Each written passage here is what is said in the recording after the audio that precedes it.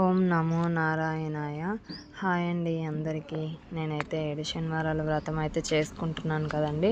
అందులో ఈ వారం వచ్చేసి 7వ వారం అనమాట.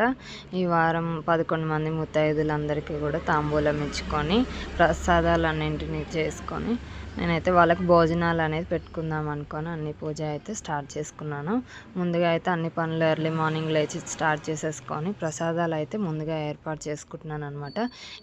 ఏడు నైవేద్యాలు పెట్టాలనుకుంటున్నానండి. 7 నైవేద్యాలు అయితే ప్రిపేర్ చేసుకుంటున్నా. అందులో మా అమ్మాయి కూడా నాకు హెల్ప్ చేస్తుంది.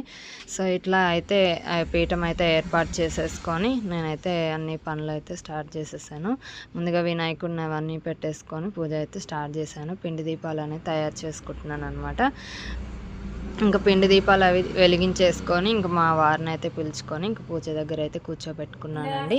ఇంక మేము అన్నీ ఈ పూజ అంతా కూడా తెలుగు ఆష్ట అనే ఒక యూట్యూబ్ ఛానల్లో చూసుకొని మేమైతే అయ్యవారిని పెట్టుకొని పూజ అయితే చేసుకుంటున్నాము. అందులో అయ్యవారు అయితే మన దగ్గరే ఉండి చేయించినంత విధానంతో మంచిగా మనకు చెప్తారండి.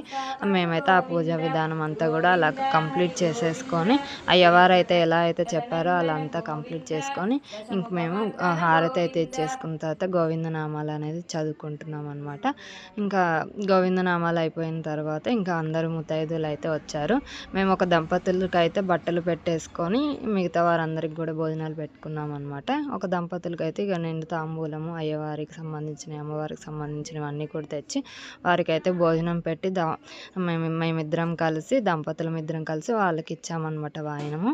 అలా అందరికీ తాంబూలం ఇచ్చేసినాక అందరికి భోజనాలు అయితే పెట్టేసాము. ఇలా అయితే పూజ కంప్లీట్ అయిపోయింది. ఇంక ఈవినింగ్ కూడా మేము గుడికి అయితే వెళ్ళి దర్శనం చేసుకొని ఇంకిద్దరు ముత్తైదువులకి అయితే తాంబూలం ఇచ్చేసుకున్నాను అనమాట. ఇలా నేను అనుకున్న విధంగా పూజ అయితే కంప్లీట్ చేసుకున్నానండి. ఆ దేవుడు అయితే చేయించాడు. నమో